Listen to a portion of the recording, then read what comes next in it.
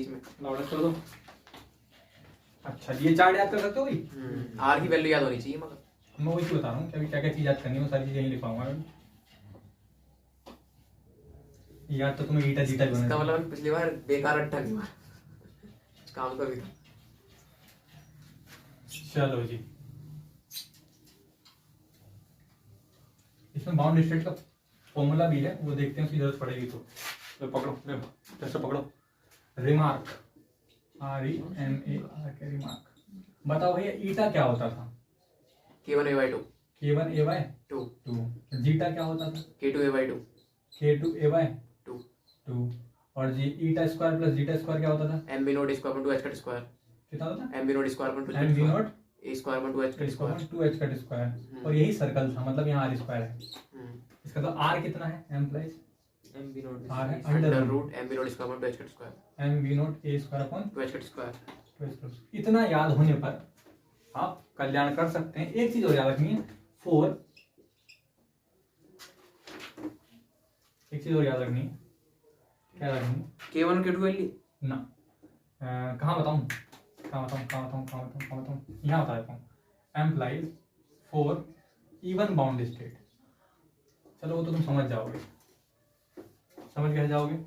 Even को जब use करते हैं तो टेन वाला ग्राफ खींचा था। किसका खींचा था? टेन वाला। और ओड के लिए यूज करते हैं कोट वाला ग्राफ खींचा था। उनके मान पता होना चाहिए। टेन वाला ग्राफ कितना था? Eta equal to zeta tan zeta tan zeta. और कोट वाले का जो मान था माइनस वो जीटा कितना था? Minus zeta cot zeta minus का zeta cot zeta.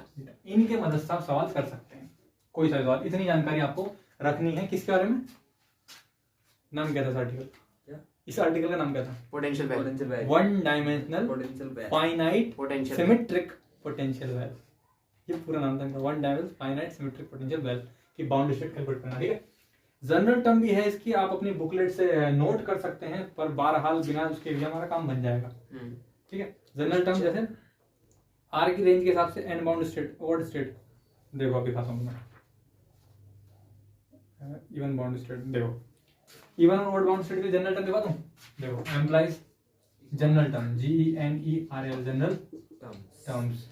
General terms हमारी ट्रिकी मान लो तो आपके लिए इवन बाउंड स्टेट के लिए है, अगर n पाई से r का मान n+1 पाई के बीच में है तो आपकी यहाँ पर होंगी n+1 इवन बाउंड स्टेट होगी। इवन ग्राफ पता हो तो जरूर। बाउंड स्टेट ग्राफ से तो आया ही है, वो तो जननी है इसकी। ठीक है, और अगर आपका होगा 2n-1 पाई/2 से लेकर r की वैल्यू 2n+1 पाई/2 के बीच में हो तो आपके n ओड बाउंड स्टेट होंगे। n ओड बाउंड स्टेट होंगे।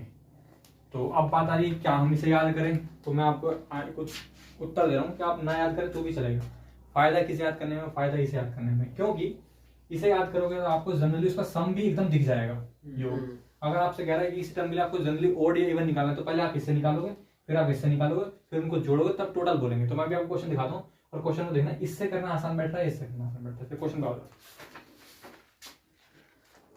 पेज नंबर 104 का हो, page number 104, page number 104, example 12। बोल भाई क्या दे रखा है? दे रखा व्यू गिवन पोटेंशियल डिस्ट्रीब्यूशन क्या दे रखा होता है? Vx equal to 0 Vx equal to 0 minus a/2 से x प्लस k/2 तक है ना। और अदरवाइज v नोट है, अदरवाइज इसका मतलब हम इसके ग्राफ को देखकर बता सकते हैं कि कैसा है ये symmetric finite potential value. Symmetric कैसे होता है? x के -π/2 से प्लस ज्यादा सिमेट्रिक है और फाइनाइट ये रहा। एंड एक चीज और देखिए, क्या देखिए, देखो ऊपर देखो क्या है, 3 बाउंड स्टेट कर रहा है and total number of 3 bound state. Total का है क्या? टोटल ही है। There are only 3 bound state, implies 3 bound state है, 3 बाउंड स्टेट है। ये बात समझ आ गई? तो 3 देखते हो, इतना ज्यादा तो हमें याद ही है। देखो इधर 3 याद ही है, तो 3 याद है तो 3 किस रेंज में हो रही है देख लो, इस रेंज में। तो बताओ कितना है? एम्प्लाइज ये लिख सकते हो आप कितना, पाई से r की वैल्यू 3π/2 के बीच में। r किसे कहते हैं? स्क्वायर करेंगे वहां पढ़ो किसे कहते हैं? r किसे कहते हैं? MB0 square under root M B no. m V v naught naught square a square upon 2 2h cross square equal to 3 pi by 2 whole square करोगे पाई स्क्वायर होगा Pi square. और ये 2h स्क्वायर ऊपर जाएगा तो h ठीक है? square. तो 2 पाई square h cross square upon m m v not M a a square ना b नोट की तो वैल्यू निकालना रेंज है। निकालनी m square m a square v not निकालना है और यहाँ भी करेंगे 3 9 9 pi आएगा square 9 पाई स्क्वायर हाँ 9 पाई स्क्वायर और आगे 18 आएगा कुछ कमी हो गई क्या ना सही है 18 पाई स्क्वायर आएगा यहाँ पे 18 पाई स्क्वायर आएगा ना 9 और 2 नहीं 18 अच्छा चलो चलो चलो चलो 3 4 9 समझ में आया हाँ अरे इधर देखो ध्यान से इधर देखो 3 4 9 समझ में आया हाँ और 2h स्क्वायर हो जाएगा 2 h क्रॉस स्क्वायर अपन नीचे क्या 2 नहीं हाँ 4 into m v naught a square m v naught a square b naught आ दो गया नहीं b नोट चार, आएगा हाँ सॉरी 2 2 नहीं 4 कितना आ गया 2 पाई square h cross square upon m a square less than v not less than 9 pi square h cross square upon 2m a square समझ में आ गया इससे कर क्या इसका कोई और तरीका था क्या इसका कोई और तरीका था तो देख लेते हैं क्या इसका कोई और तरीका था या नहीं था कि हमारे पास 3 बाउंड स्टेट है 3 बाउंड स्टेट में यही कंडीशन है इससे निकालेंगे यही तरीका है और क्या तरीका होगा यही है यही तरीका है यही तरीका है ठीक है यही तरीका है। अगले क्वेश्चन चलते हैं अगला क्वेश्चन इंपॉर्टेंट लग रहा है और देखो इसमें कितनी युक्तियां बढ़ानी पड़ेंगी लाउड स्टॉप दो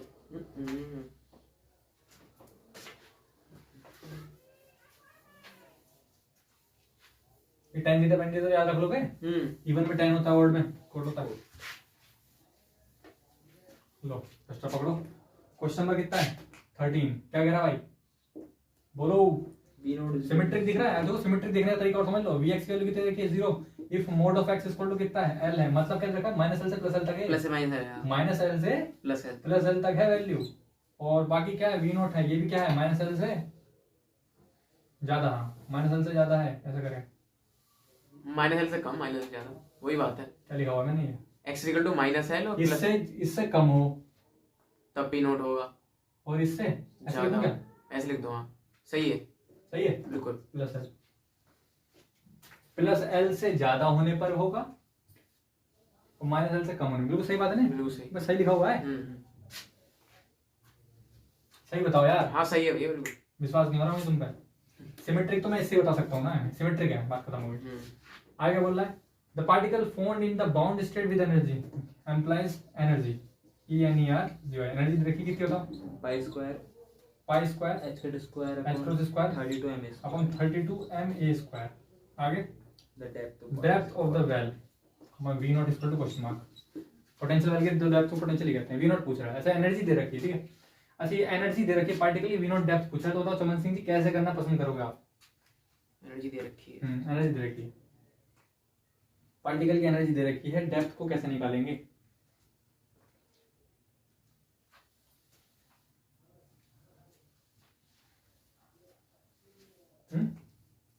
तो वही समझ रहे हैं k2 स्क्वायर क्या होता है k2 स्क्वायर होता है 2me अपॉन h स्क्वायर फिर वहां पे e की वैल्यू रख देंगे तुम्हारा k2 की वैल्यू निकल के आएगी और हमें निकालना क्या है v नोट निकालना है अच्छा समझेंगे जरा पार्टिकल जो है इन्होंने कहा क्वेश्चन पढ़ो consider particle of mass and confined एक तरीका है भैया k1 की वैल्यू रख सकते हैं k1 स्क्वायर होता है 2m b note minus e upon h square है ना तो वहां पे e की जगह रख सकते हैं consider particle of mass and confined in a finite potential well vx इतना जगह v नॉट इतना जगह the particle is found to be in a bound state with energy given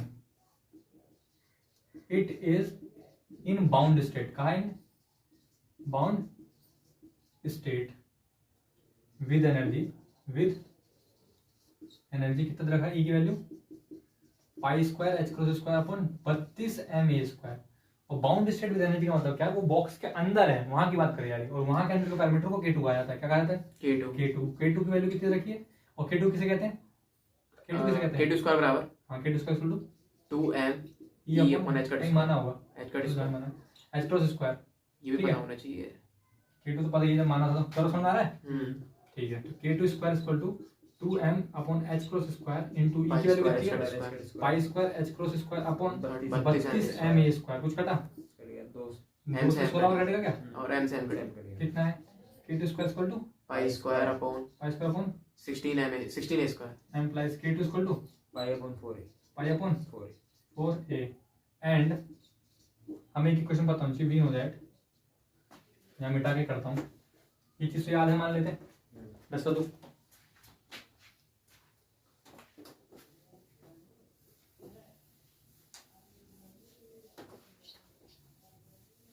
ये पकड़ो, implies we also know, we also know, हमें ये भी पता है, क्या इक्वेशन बताई मैंने, eta equal to zeta time zeta, zeta time zeta zeta, ठीक है जी। Eta equal to zeta time zeta को कैसे यूज करना है, क्या इनके मान पता है हमें, ईटा और जीटा के पता है, क्या मान होते हैं, eta equal to zeta time zeta में किस किस के मान होते हैं, ईटा मान कितना होता है k1a/2 और इसका k2a/2।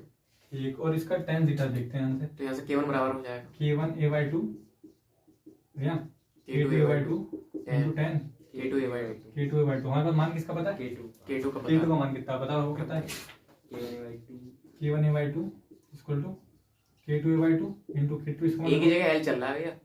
अच्छा l चल रहा है, हाँ कोई बात नहीं, उसको कट पट के तो l चल रहा है या l/2 चल रहा है, नहीं l चल रहा है, l चल रहा है। जो a/2 है ना, a/2 जो a/2 है वो है एग्जैक्टली l सिमेट्रिक वैल्यू, ये वहां पे हमने क्या लिया था भैया, वहां बिल्कुल सही है, वहां -a/2 से +a/2 तक फैला है, तो हमारा वेट डिब्बा डबल -a/2 से +a/2 तक फैला, यहाँ क्या है -l से +l तक फैला, तो यहाँ आधी चौड़ाई जो है, बात समझ में आ रही आ रही है है। यार, आगे नहीं आ रही क्या, आ गई।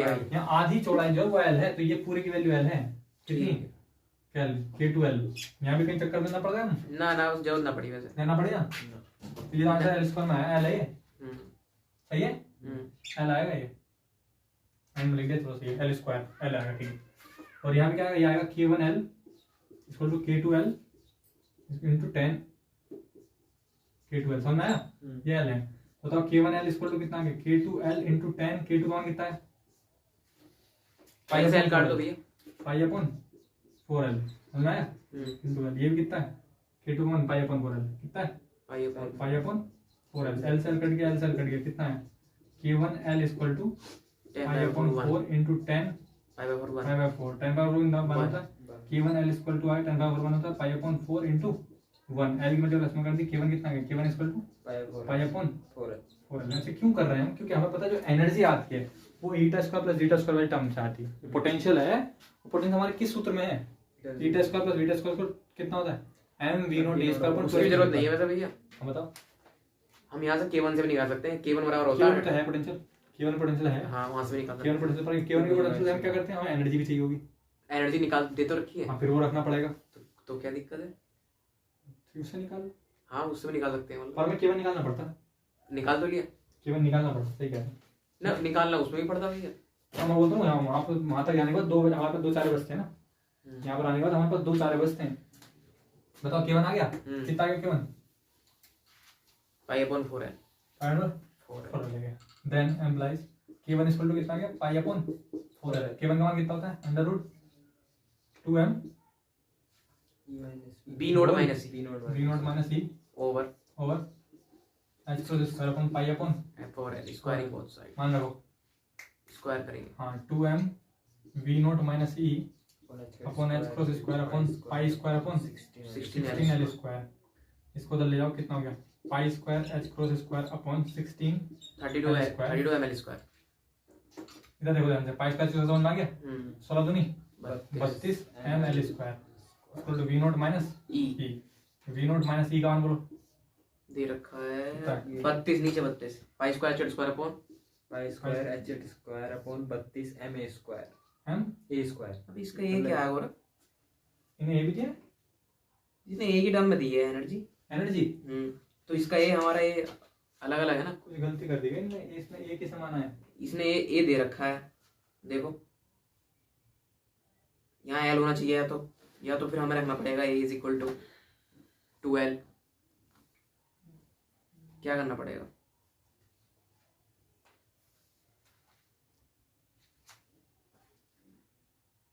जरा अब ए स्क्वायर का क्या पंगा फंस दे इनमें, या तो यहाँ पे एल होना चाहिए था, एल स्क्वायर, तो फिर इससे निकालना पड़ेगा हमें एल्फा स्क्वायर प्लस बीटा, मतलब eta square plus zeta square equal to, उससे निकाल दूंगी, दिक्कत हो अपने शुरू में क्या माना था इसके को, आपने जब सोल्व करे तो शुरू में इसका क्या माना था, हमने काटा है इसे e को रख के, a/2 = 12, a/2 मान काटा है। शुरू में तो ये इंडिपेंडेंट था जब हमारे उसका वैल्यू आई थी। नहीं यार, जरूरत तो वहां पड़ रही थी। वहां पर मैंने ई का शुरू में जब करा था k2 तो ई का मान जो रखा था, क्या रखा था? ए का ई का शुरू में सबसे पहले स्टेप देखना, पहले स्टेप में क्या दिख रहा है यार, इधर देख रहे हो, पहले स्टेप में ई की जगह क्या रखा था मैंने, ये बताओ। पूरा रखा था। क्या तो क्या रख के काटा था, ये रखा था, एल रखा था, ये बताओ मुझे। ए रखा था, ये रखा था लास्ट में एल रख दिया था।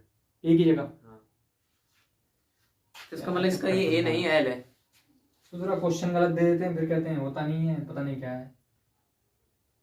हाँ भैया, इसका ए जो है एल है, इसका ए एल है, इसका ए एल है। एल स्क्वायर रखोगे यहाँ पे उत्तर आ जाएगा सही पक्का। है।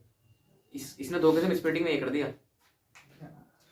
क्या है एल एल स्क्वायर करूं, इसको तो कितना है, pi square H cross square upon 32 ml square, जाओ जोड़ो, वी नॉट इसको तो कितना आ गया, pi square H cross square upon 32 ml 32 ml square, दो से काटेंगे 16 बार, m plus V not equal to कितना गया, pi square H cross square upon 16 ml square. सही है। ध्यान से करना, हो जाएगा, समझना है। इसको चक्कर मत पढ़ना, दोबारा करना, इस चक्कर मत पढ़ना, दोबारा करना। देखो कोई क्वेश्चन दिख रहा है, बस इतना काफी, आगे चलते हैं। अगला स्टेप बोलो क्या है, अगला क्या है हमारे पास, पोटेंशियल स्टेप है, और आप स्टेप पोटेंशियल हो जाएगा। ठीक है, स्टेप पोटेंशियल के बारे में थोड़ी बात बताता हूँ। और आगे है उसके अलावा कुछ नहीं बचा। पेनिट्रेशन डेप्थ है, tunneling, tunnel effect, quantum tunneling में एक फॉर्मूला है, बस समझेंगे, वो पेनिट्रेशन डेप्थ से आता है। ठीक है, समझते हैं लोग, बस पढ़ते मत पढ़ लो, पढ़ते मत पढ़ लो, पढ़ते मत पढ़ लो, पढ़ लो पढ़ लो पढ़ लो, पढ़ते मत पढ़ लो। लो अपने पास क्या बचा, पढ़ना क्या, स्टेप पोटेंशियल स्टेप पोटेंशियल। और टनलिंग इफेक्ट। ठीक है, हो जाएगा 2 मिनट में, ज़्यादा नहीं पढ़ाना उसमें, एक फॉर्मूला बताना है, 2 मिनट हो जाएगा। बहुत टाइम, क्या मतलब बहुत टाइम है। बहुत टाइम है, हाँ आराम से पढ़ो। ठीक है, जस्ट पकड़ो, hashtag step potential, step potential potential. Step potential मतलब आपका कोई पार्टिकल चल रहा होगा, ये एक्स एक्सिस है, और उसके सामने ये रेफरेंस लाइन, पोटेंशियल एक पोटेंशियल आ जाएगा, ये पार्टिकल यहाँ से मूव कर रहा है, सामने एक पोटेंशियल स्टेप आ गया, स्ट्रेट लाइन, स्ट्रेट खींचो, सरसो देना, इस लाइन को तो स्ट्रेट खींचना पड़ेगा, रेफरेंस लाइन है, पकड़ो, ये रेफरेंस लाइन है, तो इसको इधर से खींचता हूँ। पार्टिकल की एनर्जी, और हमें करना क्या है, एक स्टेप बनाना है। स्टेप का मतलब क्या, जैसे हम लोग सीढ़ी में चलते हैं, तो सीढ़ी चढ़ते हो क्या होता है, जैसे हम पढ़ते हैं मतलब एक स्टेप ऊपर चढ़ गया, सेकंड स्टेप और ऊपर चढ़ गया, थर्ड स्टेप और ऊपर चढ़ गया, तो आपको यहाँ सीढ़ियाँ बनानी है। तो सीढ़ी बनाने का सिंपल ट्रिक क्या है, जनरली एक रेफरेंस लाइन खींचो इस तरीके से, क्या हो रहा है, खींच क्यों नहीं सीधी,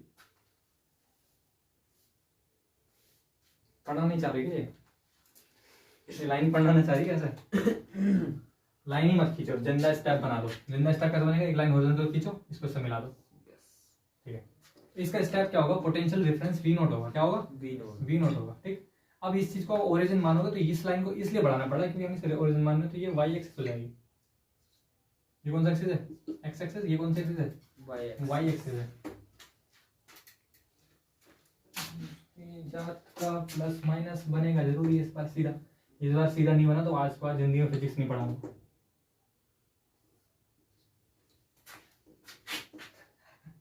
कुछ है एंगल में डिफेक्ट है, पागल है क्या सही बन गया, डर गए। ठीक है भाई, वी नॉट पोटेंशियल। अब क्या हो, पार्टिकल वेव फंक्शन दो प्रकार एग्जिस्ट कर सकता है। एनर्जी जब हम बोलते हैं तो एनर्जी एक्सिस होता है, ये कौन सी एक्सिस होती है, एनर्जी एक्सिस होती है, और ये आपका हॉरिजॉन्टल लेंथ को डिनोट करती है, ठीक है। एनर्जी अगर मैं कह रहा हूँ इसकी इतनी है, समझ आ रहा है, जहां पार्टिकल को दौड़ाऊंगा उसकी एनर्जी इतनी होगी, अगर यहाँ दौड़ा रहा हूँ तो इतनी है, यहाँ दौड़ाऊंगा तो इतनी है। तो दो स्टेट हो सकती है। इस टाइम जो मैं दिखा रहा हूँ वो पार्टिकल की एनर्जी वी नॉट से कम है, और यहाँ पर दिखा रहा हूँ पार्टिकल एनर्जी वी नॉट से ज्यादा है, वी नॉट से ज्यादा है। अब देखने को ये पाया गया, देखने में ये मिला आपको कि पार्टिकल आप जब इस तरीके से चलेगा इस प्रकार से, तो आपका उसका वेव फंक्शन इस रीजन में मिलता है, इस रीजन में मिलता है, इसके अंदर भी। लेकिन पार्टिकल अगर ऐसे चलेगा ऐसे, तो क्या उसका वेव फंक्शन इधर मिलेगा या नहीं मिलेगा, ये सोचना है। क्वांटम मैकेनिक्स के हिसाब से मिलेगा। अब देखने की चीज इंटरेस्टिंग ये है, अगर पार्टिकल इस तरीके से वेव नेचर लेके चल रहा है, जब उसकी energy E is greater than V not है, तब उसके अंदर रिफ्लेक्ट होने की प्रोबेबिलिटी है या नहीं है, बताओ। वो रिफ्लेक्ट होगा नहीं, लेकिन नहीं होना चाहिए, पार्टिकल की एनर्जी ज्यादा है। ध्यान समझिए क्या कह रहा हूँ कि भाई मैं हूँ, मुझे आदत है हमेशा कि मैं इतनी ऊंची दीवार कूद जाता हूँ, इतनी पर तो हमेशा कूद जाऊंगा, क्लासिकल मैकेनिक्स कहती है। लेकिन क्वांटम मैकेनिक्स कहती है कि तुम्हारे कुछ वापस टकरा के गिरने की भी प्रोबेबिलिटी है। मतलब जब ये वेव चलेगी तो इसके कोरस्पॉन्डिंग जो वेव होगी, जो वेव, वो वेव इससे टकराएगी, तो रिफ्लेक्ट बैक होने की कुछ प्रोबेबिलिटी होगी इस पार्टिकल की भी, मालूम है, और इस पार्टिकल की, दोनों के रिफ्लेक्ट बैक होने की प्रोबेबिलिटी होगी। लेकिन ये ट्रांसमिशन की प्रोबेबिलिटी जो है वो किसकी ज्यादा होगी, इसकी या इसकी? इसकी प्रोबेबिलिटी ट्रांसमिशन ज्यादा होगी क्योंकि ज्यादा इंसिडेंट हो रहा है पोटेंशियल के आसपास। ठीक, तो हमें इसे एनालिसिस करना है इसका और देखते हैं रिफ्लेक्टिंग प्रोबेबिलिटी और ट्रांसमिशन प्रोबेबिलिटी कितनी होती है। वो डिपेंड करेगी किस पर, K1 K2 पर। ठीक, मजे की बात यहाँ पर सिर्फ दो रीजन है, ये फर्स्ट रीजन है, ये सेकंड रीजन है। सिंपली एनालिसिस कर सकते हैं वहां पर। हम कर रहे हैं बाउंड स्टेट को एनालिसिस, तो हम लेंगे कौन सा वाला, सेकंड केस। कौन सा लेंगे, second case. Second case taking second case, taking second case. बहुत सिंपली करूंगा मैं, when E is less than V naught, so wave function in first region, wave function in first region, first region। बोलो भाई Chyawanprash Prakash Bharti ji, function first region में कितना होगा, psi first equal to a into e की power potential zero है, potential zero है, तो कैसा आएगा, a cos k1x plus b cos आता है, इसमें क्या आता है, साइन क्या है, cos और sin दोनों है। हाँ, b sin k1x समझ आई थी बात। और साई सेकंड कितना है सेकंड रीजन में, c इंटू ई की पावर k2x प्लस का k2x प्लस d e की पावर माइनस k2x। ये तो आ जी, बिल्कुल सही बात है। c की वैल्यू होगी 0। देख लेते हैं ये कौन सा इनफाइनाइट है, पॉजिटिव रीजन, प्लस इनफाइनाइट रखने पर। तो मेरा भाई प्लस इनफाइनाइट रखने पर, प्लस इनफाइनाइट रखने पर, सेकंड रीजन में प्लस इनफाइनाइट रखने पर ये वाला फैक्टर, सेकंड रीजन में प्लस इनफाइनाइट रखने पर ये वाला फैक्टर इनफाइनाइट बना रहा है, तो यहाँ पे c की वैल्यू 0 होनी चाहिए। अप्लाई c की वैल्यू, तो साई सेकंड कितना आएगा, d e की पावर माइनस का k2x। और मैं वास्तव में ये चीज क्या होती है आपको पता है, वास्तव में ये इक्वेशन होती क्या, वो होती है a e की पावर प्लस का i k1x, ये होती है, प्लस b e की पावर माइनस का i k2x। और मैं now applying boundary condition, now applying boundary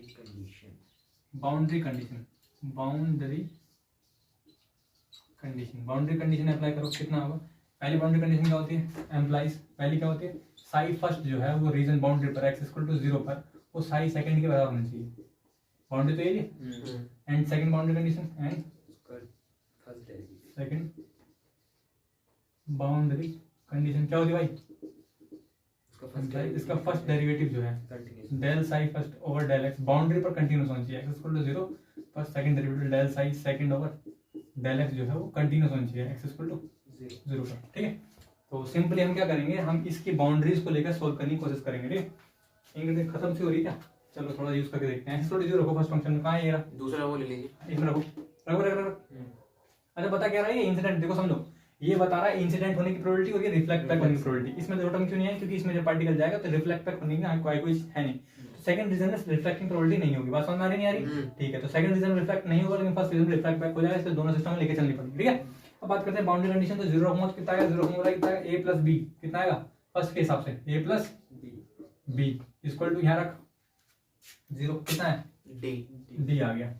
ठीक है, बताना, हाँ ठीक है, आगे चल डिफरेंशिएट कर बता कितना आएगा, साई फर्स्ट का डिफरेंशिएट करो कितना आएगा, a i के है i के e की पावर 0 k1 क्या है, k1 है, होगा ये k1 है, k1 है माइनस का b i k2 k1 हाँ k1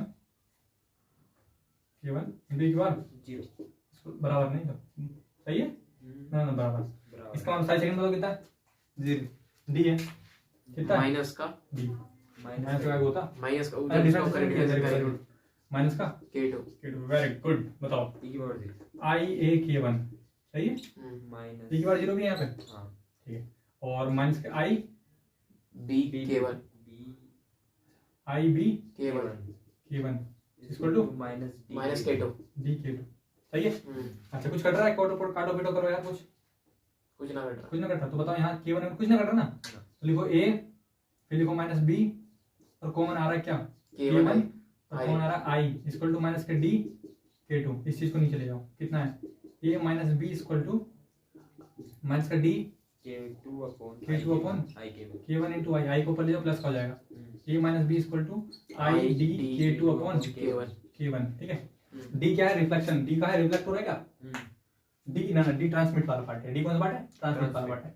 a और b में से अपने विवेक से लगाओ, a और b में से a इंसिडेंट वाला पार्ट है, b रिफ्लेक्ट वाला पार्ट है, a इंसिडेंट वाला पार्ट है और b रिफ्लेक्ट वाला पार्ट है और d ट्रांसमिट वाला पार्ट है। बात समझ आ रही, a और b लेके आ रहा है ना, ये बात समझ नहीं आ रही क्या, ठीक है। अब बताओ जी, अब ए और बी निकाल सकते हैं इंडिविजुअली? बताओ दोनों डी के टर्म में निकाल सकते हैं। निकाल सकते हैं। Add क्योंकि करने इक्वेशन के क्या है? इक्वेशन ये रही, इक्वेशन फर्स्ट, और इक्वेशन ये रही, इक्वेशन सेकंड। इनके हेल्प से निकाल लेते हैं, अगर निकल जाएगा। Solving equation first and second, solving equation first and second. करवाए सॉल्व, जोड़ दूं क्या? जोड़ो। a plus B equal to कितना था? d था, और हमारा कितना है? a minus B equal to I D K2 upon K1 k2 upon K1 k1। भूल मत जाना k2 k1 क्या है। जितनी भी दूर तक जाओ जड़ को याद रखो क्या है। 2a इक्वल टू कितना है? d को मैं ले लूं 1 plus 1 plus I k2 upon K1 k1 implies a equal to कितना आ गया? dy2 कितना है? dy2 1 plus I k2 upon K1 upon k1। समझ आया? ठीक ठीक ठीक ठीक। लो अपना ये इंक डालो। and वाला use कर लो। नहीं इंक डालो, रिलैक्स। दूसरे उसमें नहीं है, मार्कर में। इंक खत्म हो गया? दूसरे मार्कर में नहीं है ना, है तो सही। कौन चल रहा पेज में? बताओ कहाँ चल रहे हैं हम लोग? इसका तो आगे पहुंच गए होंगे अब तो। Chapter number 6, 123 page number.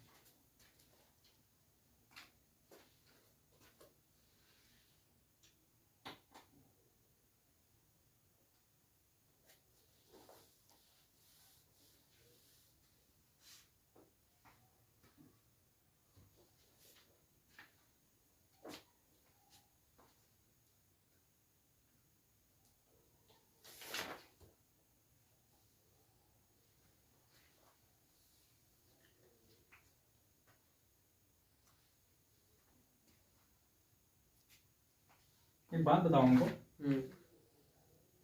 एक बात बताओ हमको, ये कौन सा रीजन है? फर्स्ट रीजन है। हमने एक्सपोनेंशियल टर्म ले लिया। सेकंड रीजन है सी ले लिया। बिल्कुल सही बात है।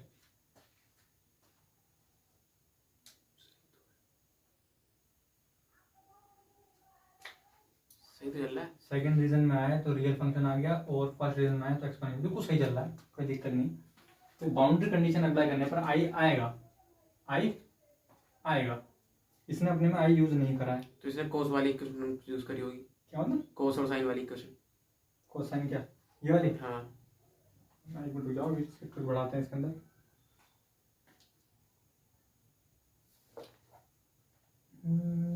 बी स्क्वायर अपन कोफिशिएंट अपन ए स्क्वायर अल्फा माइनस बीटा। आई कैसे गायब कर सकता है भाई ये? तो इसने भैया कोस वाली यूज करी होगी। करंट डेंसिटी यूज कर ली, आई अल्फा बीटा की वैल्यू रख ली। A plus B equal to c आ रहा है अपना, मतलब a plus B equal to d आ रहा है। ठीक है। और दूसरी बाउंड्री कंडीशन इसने अप्लाई करी है, तो ये आ गया आपका,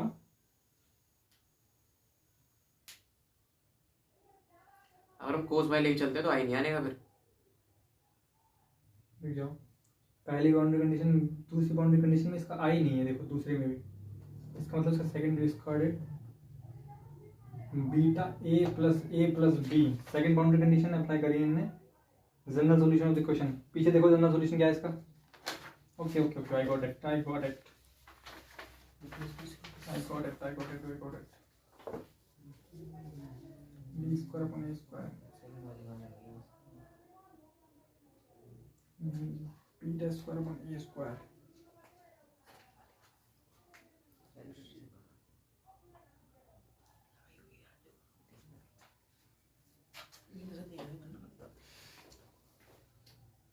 Reflection transmission property, reflection property, a square upon 1.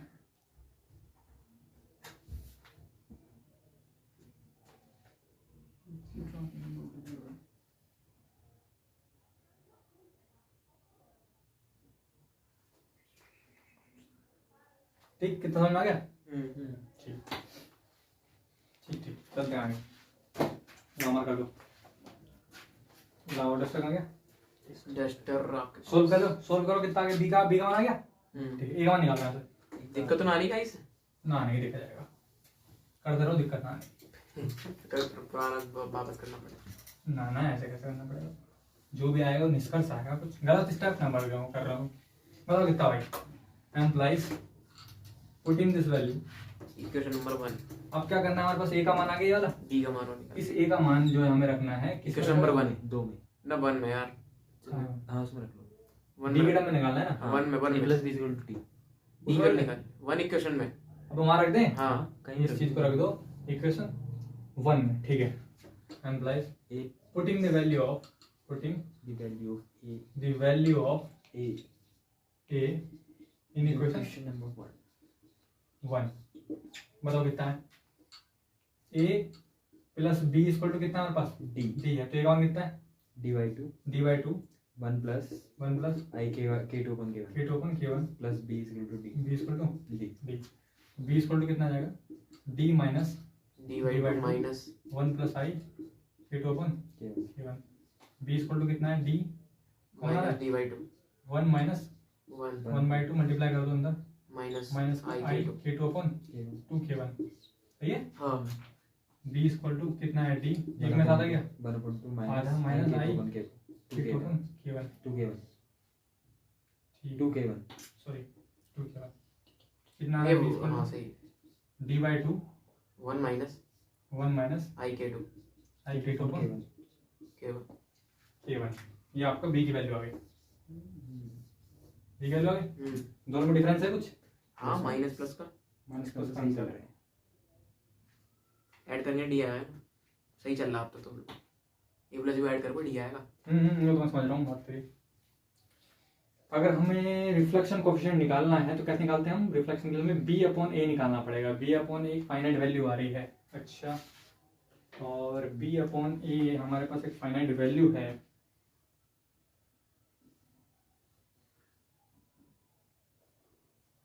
Reason second,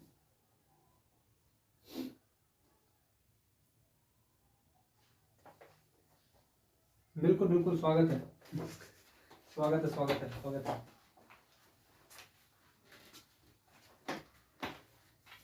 चलो भाई गौरव सिंह स्टार्ट करो। ठीक, अब निकालते हैं प्रोबेबिलिटी। क्या निकालते हैं, प्रोबेबिलिटी प्रोबेबिलिटी। प्रोबेबिलिटी समझेंगे, चलो इतिहास समझना है गौरव सिंह, ध्यान समझ लो, खत्म कर दूँ 2 मिनट में। ठीक है, प्रोबेबिलिटी निकालनी है रिफ्लेक्शन की और ट्रांसमिशन की, ठीक है। तो बस से पकड़ो, implies now probability of the particle probability of the particle reflection reflection REFLECTION reflection probability में शो करते हैं, आर से शो करते हैं, ठीक है। तो कैसे निकालेंगे, बहुत ध्यान से, बिल्कुल बेसिक चीज याद रखें, अभी तक तो कोई दिक्कत नहीं है ना। तो पार्टिकल जब आ रहा था तो उसके पास 2 चीजें थी, ए प्लस बी, और जब पार्टिकल वापस जा रहा था तब उसके पास मतलब आगे निकल गया था, दूसरे में डी थी, यही था। तो अगर मुझे रिफ्लेक्शन प्रोबेबिलिटी निकालनी है तो पार्टिकल जब आ रहा था उसके पास ये 2 चीजें थी, मुझे रिफ्लेक्शन प्रोबेबिलिटी निकालनी है तो मुझे क्या करना पड़ेगा, ये रिफ्लेक्शन वाला जो चीज है बी को इंसिडेंट वाली चीज से हमें डिवाइड करना पड़ेगा, बी अपॉन ए, ठीक है। ठीक है, तो particle probability density of reflection upon probability density of incident, probability density of incident तो probability density रिफ्लेक्ट बैक है उसको मैं साई आर कह दे रहा हूँ, समझ लेना आपको, साई आर का स्क्वायर प्रोबेबिलिटी में स्क्वायर आएगा और साई इंसिडेंट का स्क्वायर, ठीक है।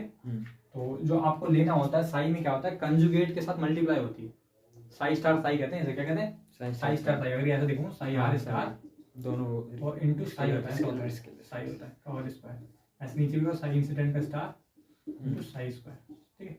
तो जो ओवरऑल में आपको जो वास्तविकता है इसकी मैथमेटिक्स जो है आप बुक में देखेंगे तो बहुत बड़ा सा है, उसमें क्या क्या प्रोबेबिलिटी डेंसिटी का आपने जो निकाली है, करंट डेंसिटी जे, तो करंट डेंसिटी इंसिडेंट का निकाला है, करंट डेंसिटी इसका निकाला है, तब डिवाइड करा तब आंसर है। तो मैं डायरेक्ट स्किप मार रहा हूँ, ये जब प्रोबेबिलिटी करंट डेंसिटी आप जे आर यूज करेंगे, मान लो ये जे लिख लो, जे आर यूज कर रहे हो ऐसे करके, तो यहाँ पे क्या करेगा, जे स्टार आ रहा है और जे ऐसा आएगा, जे यहाँ पे स्क्वायर थोड़ा होगा, प्रोबेबिलिटी करंट डेंसिटी, प्रोबेबिलिटी से समझाता हूँ 10 तक आगे, प्रोबेबिलिटी से समझो कितना आएगा,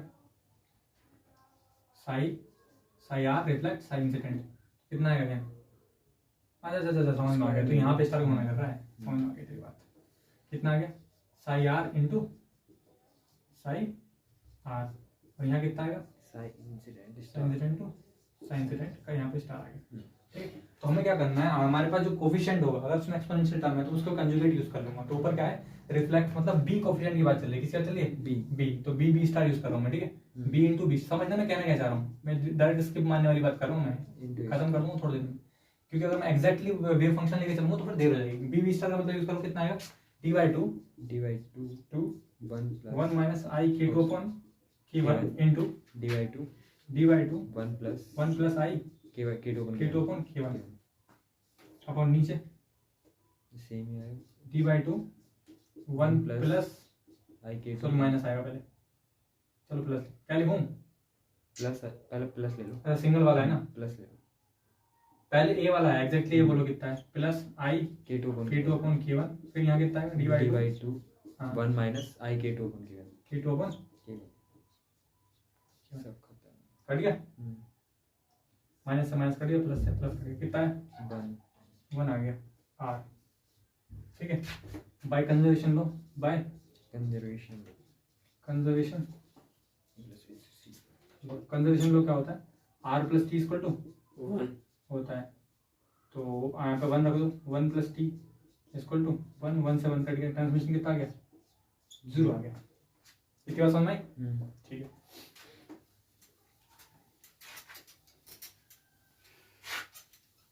लिखेंगे, समझेंगे, जस्ट पकड़ो। Implied if the particle energy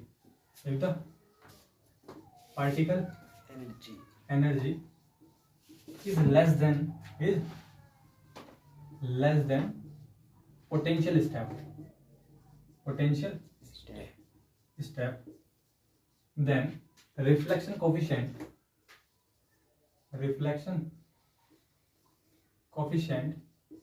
r is equal to 0 and transmission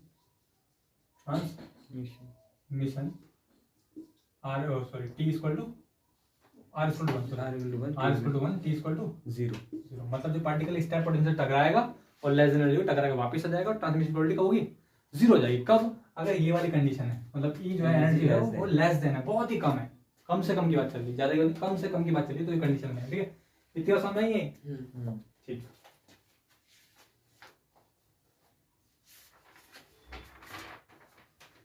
अब इसके ग्राफ को समझेंगे।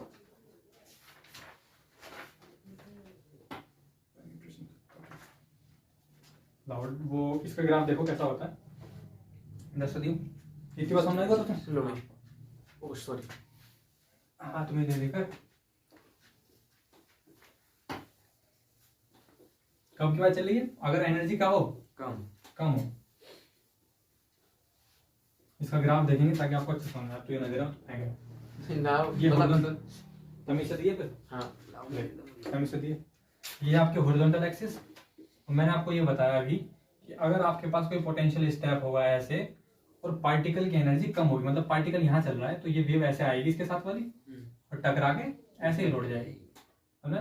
ये इंसिडेंट वाला इंसिडेंट फ्लक्स, सॉरी ये वाला इंसिडेंट वाला, ये वाला है आपका इंसिडेंट फ्लक्स और ये आपका ये वाला रिफ्लेक्टेड फ्लक्स, ये रिफ्लेक्ट बैक विद इट, समझ? लेकिन अगर पार्टिकल यही पार्टिकल, क्योंकि पोटेंशियल स्टेप कितना है? ये है v0, अगर यही पार्टिकल यहाँ आएगा, पार्टिकल आने की प्रोबेबिलिटी ऐसे होगा, ठीक? इसके अंदर की प्रोबेबिलिटी वो ऐसे होगी, इसके अंदर की प्रोबेबिलिटी बना रहा हूँ मैं एक्सपोनेंशियल। ये मत सुने कि यहाँ इस रीजन में ये बना रहा हूँ, इस रीजन इसके अंदर के लिए चल रहा है स्टेप। अगर एनर्जी ज्यादा हो तो, हाँ एनर्जी ज्यादा हो तो, और बात आएगी इसके अंदर हो एनर्जी ज्यादा होगी तब अंदर होगा ऐसे और ऊपर होगा ऐसे एक्सपोनेंशियल। ठीक है, ठीक, इतनी बात समझ में आई? तो अब हमने पूरा केस एनालिसिस कर लिया लेस देन के लिए, अब हम पूरा पढ़ेंगे किसके लिए? हायर के लिए। ठीक है, सेकंड केस देखो, फॉर्मूले का क्या है? ये r equal to 1 t equal to 0। हमने पहले लेस देन वाला पढ़ लिया ना, इसलिए मैच नहीं कर सकते हम लोग। ये जो है पहले कौन सा ले रहा है? ग्रेटर देन 1 वाला है, इसलिए इसका मैच नहीं कर रहा था हमने। अच्छा, फॉर्मूला निकल के आता है। अबे फॉर्मूला इसमें आएगा ना। हाँ ये बात भी सही। ये जो बोल रहा हूँ, लो डस्टर पकड़ो, डस्टर पकड़ो। सेकंड वाले में तो हेल्प करोगे तुम तो कराती। हाँ आपका लो जी टेस्ट पकड़ो, hashtag second case. Second case से पहले एक चीज और बतानी है। सेकंड केस से पहले मुझे एक चीज बतानी है, ये कि अभी तुम्हें मैंने क्या बताया था कि ये जो निष्कर्ष है, आप स्टेप बाय निष्कर्ष याद रखें। अगर पार्टिकल की एनर्जी लेस देन हो, पार्टिकल की एनर्जी लेस देन स्टेप हो, स्टेप से कम होगी तो पार्टिकल पार नहीं कर पाएगा, पार्टिकल रिफ्लेक्ट बैक हो जाएगा। जो जो इन्फॉर्मेशन जिस कंडीशन के साथ आ रही है, जैसे जितनी बात मैंने बताई जाए, उन्हें किसी और के साथ आप नहीं जोड़ेंगे, ना ही सिमेट्रिक पोटेंशियल के साथ, नहीं इंडिविजुअल याद रखेंगे कि अगर हम स्टेप पोटेंशियल पढ़ रहे हैं, पार्टिकल की एनर्जी लेस देन पोटेंशियल है, तो आपका ट्रांसमिशन 0 हो जाएगा और रिफ्लेक्शन क्या हो जाएगा, 1 हो जाएगा। एक का मतलब क्या है, 100% रिफ्लेक्ट हो जाएगा। ये तो होता है लेस देन में क्या होगा, 100% रिफ्लेक्ट हो जाएगा लेस देन में। ठीक ठीक, मतलब लेस देन मतलब बहुत बहुत कम वैल्यू, बहुत बहुत कम हो तब। इंडस्ट पकड़ो और आप समझते हैं पार्टिकल एनर्जी ज्यादा हो तो hashtag when particle energy, when energy of the particle is high. energy of the particle is higher than step मतलब केस क्या है आपका, E is greater than V not. बात समझ आ रही है? अगर एनर्जी का मान V नॉट से ज्यादा होगा तब क्या होगा, del 2 psi over del x2 plus 2/h² फिर आपका E minus V not psi था इक्वल टू 0 था। तो यहाँ पे E माइनस V नॉट तो ये ज्यादा है, पॉजिटिव आएगा, पॉजिटिव आएगा तो फिर क्या आएगा, एक्सपोनेंशियल टर्म आएगी। तो साई फर्स्ट में कितना आएगा, साई फर्स्ट तो आएगा कितना, फाइव फर्स्ट एक्सपोनेंशियल थाई, साई फर्स्ट एक्सपोनेंशियल थाई नहीं देख पाएगा, देख गया क्योंकि 0 है ना। हाँ चेंज करो, ए की पावर समझ में नहीं आएगा, आएगा प्लस का i k1x प्लस b की पावर माइनस e की पावर माइनस का i k1x और साई सेकंड रीजन का भी आएगा, एक्सपोनेंशियल ही आएगा। देख पा रहे हो, हाँ देख पा रहे हो, या k2 मानूंगा उधर जाएगा, एक्सपोनेंशियल आ रहा है। c इंटू e e की पावर प्लस का i k2x plus d into e की पावर माइनस का i k2x i k2x। ठीक है, अब देखो सेकंड रीजन में क्या है, ये इंसिडेंट को शो कर रहा है, किस शो कर रहा है, इंसिडेंट को रिफ्लेक्स इंसिडेंट, और ये रिफ्लेक्ट बात समझ आ रही है। But in second region, but in second region हमारे पास अगर हम प्लस इंफिनिटी जा रहे हैं, x tends two plus infinity पे जा रहे हैं, तो वेव फंक्शन जो है वो फाइनाइट रहनी चाहिए, Sai should be finite, Sai should be finite.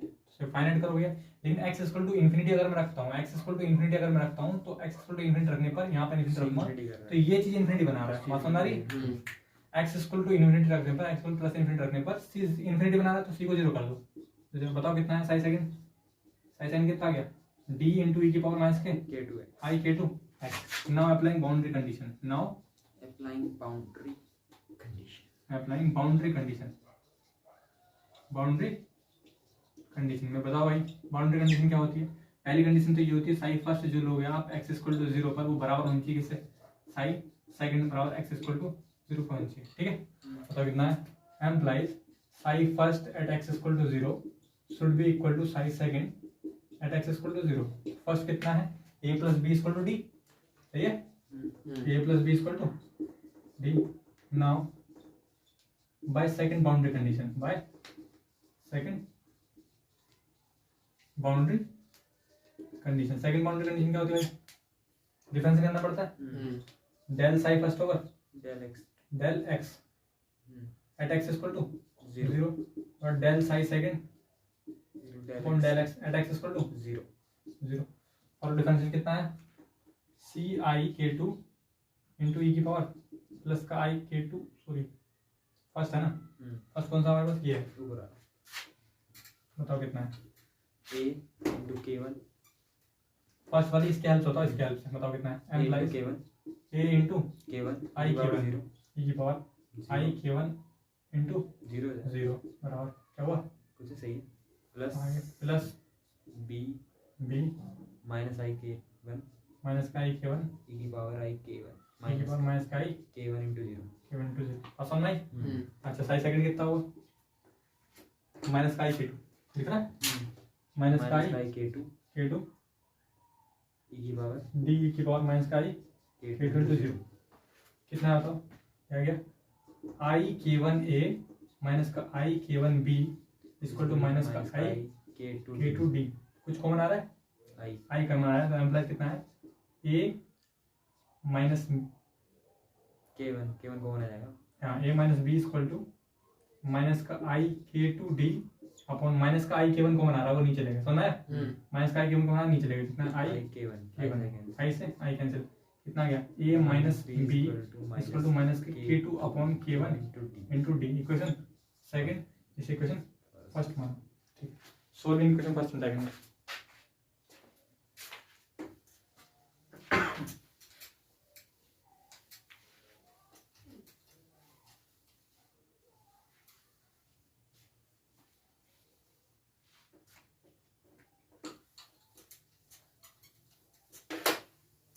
लो जी डस्टर पकड़ो, implies solving as well by solving equation first and second को हम फर्स्ट ऐसे लिखा तो सेकंड भी इसी की तरीके से लिखेंगे, फर्स्ट एंड इसकी तरह कैसे लिखेंगे सेकंड? 2 और ND, पक्का 2 के ऊपर ND, 2 ऐसे करके फर्स्ट एंड सेकंड, ठीक। ऐसे सोल्व करने के लिए करना क्या पड़ेगा? ऐड कर जनरली आईडी करना है, ऐसे लिखते हैं, जल्दी मिल जाएगी ना एक वैल्यू, एडिंग इक्वेशन 1 and 2, जल्दी मिल जाएगी एक वैल्यू। बस तो पकड़ो, adding equation Employed. 1 and 2, adding equation 1 and 2, equation 1 and 2, 1 and 2 add करो, बोलो कितना रखा? a plus b equal a plus B equal to d, d, वहाँ कितना रखा? a minus b is a equal to minus minus b K2 upon minus का K2 upon K1 into d, K1 into d, d, add करो, 2 cut गया, कितना है? 2a 2a equal to d minus 1 minus K2 upon K1 K1, K1 into कुछ नहीं, कुछ तो a equal to कितना है? d by D by to 1 minus K2 on K1, K1 minus minus K2, K2, कोई दिक्कत? नहीं, from equation 1, putting in equation 1, equation 1, 1, बताओ कितना आएगा? a plus b is equal to d, a plus B equal to कितना रखा? d, D, ए का मान रखो, d by 2, इसको उधर ले जाओ, b इक्वल टू कितना है? D minus d by 2, a, b equal to d minus a का मान रखो, d by 2, d by two K1 minus K2, 1 minus K2 upon K1 ऊपर वाला रख दे रहा हूँ, डी बाई टू, ठीक है सही है, डी बाई टू तो आएगा, डिवाइड आएगा भैया। हाँ बोला, हाँ d by 2 आएगा, हाँ तो 100 बताओ, तो दो नीचे का डी बाई टू आएगा ना, डी बाई टू मल्टीप्लाई करें ना, D minus k d by to minus plus K2 over 2 K1 D by two K2 upon K1 K1 बस चलो थैंक्स। वो थोर नहीं होता, थोर जो करता है कौन कैप्टन में करता है, ऐसा करके आता है उसको उड़ के आता है हथौड़ा, थोर करता है कौन करता है? इसके हाँ थोक करता है, थोर ही करता था ज्यादातर, ऐसे करता है, हाथ ऐसा करता है, पता नहीं दिख भी ना रहा होता, कहाँ से उड़ के आता है। एक फिल्म में ऐसे हुआ, थोर वो मार रहा था, हल्क मार रहा था, उसको बहुत देर तक आ ही नहीं रहा था, मेरे लग रहा आज की कुटाई भी बड़ा करके काफी देर हो गई आया नहीं, मैं है कहाँ, दूर था, उसको आने में टाइम लग रहा था। इसके ऊपर टेक्नोलॉजी अलग से दिखा के मूवी बना सकते हैं कि थोर के हथौड़े के अंदर सेंसर लगे होंगे। नहीं वो तो जादू ही है ना, कैप्टन अमेरिका उठाता है, उसमें सेंसर वही तो उठाता है जिसकी आंख होती है नाक पे, यहाँ पे जो आंख है, विजन उठाता है, कौन उठाता है? विजन। अरे एक मनुष्य भी उठाता है, अच्छा विजन मनुष्य नहीं है, वो तो वो है ना सॉफ्टवेयर है ना, आर्टिफिशियल इंटेलिजेंस। क्या उसकी सॉफ्टवेयर बनता है? जारविस से तो होता है वो, जारविस नहीं, वो दूसरा होता है, जारविस को जो थोड़ा वो कर लेता है, जारविस को जो अल्ट्रॉन का है वो वर्जन जारविस का ही होता है, एंड में गुणा भाग करके जारविस से बनवाते हैं उसे, जारविस ही होता है वो, दरअसल वो होता जारविस है, मगर अल्ट्रॉन का भी योगदान होता है, अल्ट्रॉन बनाता है उसे, अल्ट्रॉन तो गुंडा है, तुम तो गेम खराब कर रहे हो। अब ध्यान से देखना, ध्यान से देखना, अल्ट्रॉन ही बनाता है उसे अपने लिए, अल्ट्रॉन अपने लिए विजन को बनाता है ताकि वो मेरा साथ दे, और विजन धोखा देता है, नहीं फिर वो उसे छीन थोर अपनी एनर्जी देता है उसे बनाने में, थोर अपनी एनर्जी देता है। हाँ, तो ध्यान वहां तक तो थोर था भी नहीं, अरे तो देख ही नहीं आपने पूरी सही पूरी से स्क्रिप्ट समझानी पड़ेगी तुम्हें यार, ये बच्चे आगे निकले हैं मुझसे गेम के मामले में, किसके मामले में? मार्वल स्टूडियो पत्थर वाला काम करवा रहा हूँ मुझे। ठीक है, बी का मान आ गया, तो बी का मान सॉल्व करेंगे, बताओ notice d by 2 plus implies b equal to d minus k d by two plus का d by two K2 upon K1 K1, d में साथ आ गया आधा, implies b equal to D में साथ आ गया, आधा बचेगा, प्लस का आधा है, हम्म, प्लस का आधा है, plus D by 2 d by two K2 K1 K2 upon K1 K1, D by तो 2 बी इक्वल टू कितना आ गया, डी बाई टू कॉमन आ गया, 1 plus K2 1 plus K2 upon K1 k1 तो b इक्वल टू कितना आ गया, कितना गया भाई, हाँ तो हाँ तो क्या एलसीएम लेने को कह रहा हूँ, अच्छा K1 K1 plus K2 k1 plus K2 k2 same आई है। अच्छा नहीं अलग है, माइनस है वहाँ पे, समझ आ गया। सही है। अब हमें निकालना है रिफ्लेक्शन और ट्रांसमिशन कोएफिशिएंट के बारे में, ठीक है। ध्यान से देखते हैं कैसे निकाल रहा हूँ मैं, यहाँ पे लिख रहा हूँ ए का मान कितना है, बताओ ए का मान कितना है, implies a equal to d/2 k1 minus k2 upon K1 k1। देखते हैं सही आ रहा है नहीं आ रहा है, पकड़ो एक चीज से मिटा लेता हूँ ताकि पूरे दायरे में आ जाए, समझते रहना। बी और बी को समझना, अलग आंसर जाएगा, आ गया, सेम आ रहा है ना, दिख रहा है वो अलग। चलो अच्छी बात है। Best of hashtag calculation of reflection and transmission coefficient, transmission coefficient TRANSMISSIONCOFFECIENT पूरा बिता है यार।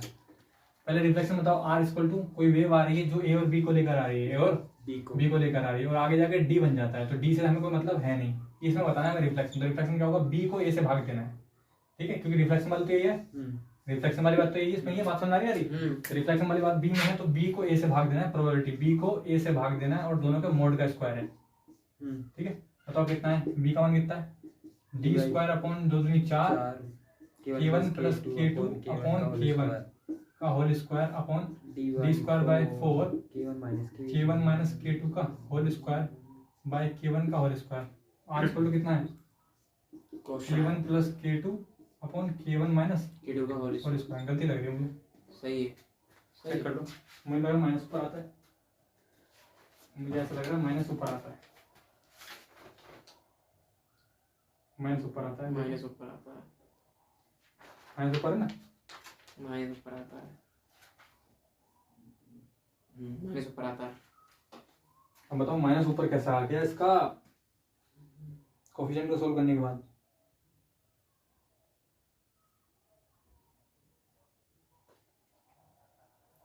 Incident is equal to transmission reflection plus transmission equal to incident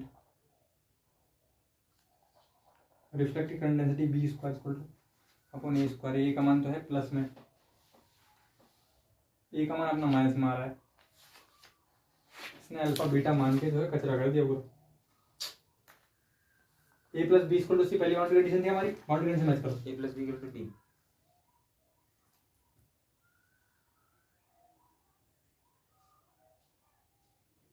अच्छा अच्छा अच्छा, ये देखो एक वर्ड इनने कहा है, the term beta D e की पावर माइनस के आई बीटा एक्स दिख रहा है, उसे डिस्कार्ड करा है इनने कहाँ पर, सेकंड रीजन में। ये देखो पेज नंबर 122 में आओ, पेज नंबर 122 में आ गए, इसमें सबसे ऊपर एक लिखे हुआ है साई टू इक्वल टू सी की पावर आई बीटा एक्स दिख रहा है, इसके ऊपर देखो लिखा है hence the term d e की power i beta x is discarded दिख रहा है।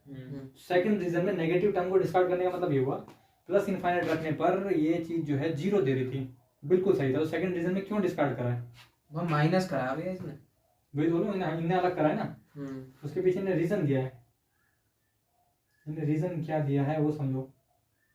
क्या दिया है, travelling along the negative x direction reflected by again represent respectively wave traveling along the x direction, wave traveling along the x direction is reflective, but due to presence of the only one discontinuity at x equal to 0 there cannot be any reflected wave in the region।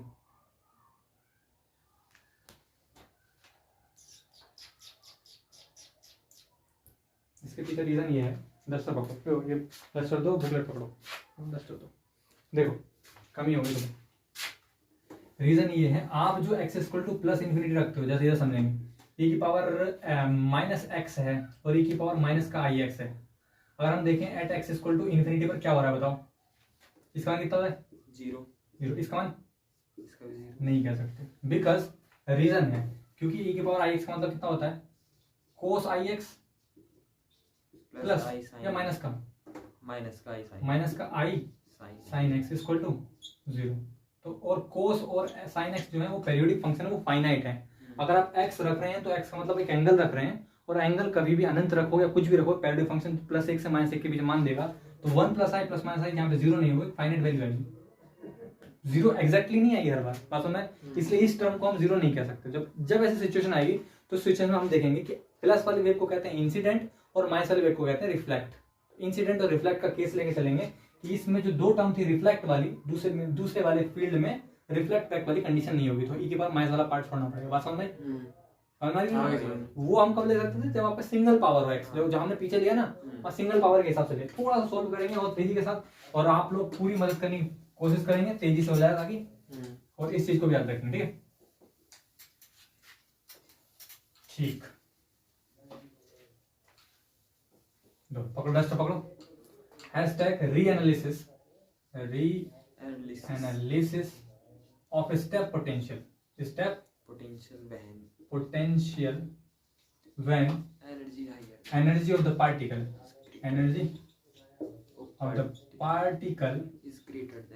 is greater than step greater को कह दो, higher कह दो, HEI higher than step मतलब E is greater than V0, ऐसे greater बड़ा हटा दिया, हायर, ठीक है, ठीक, बताओ।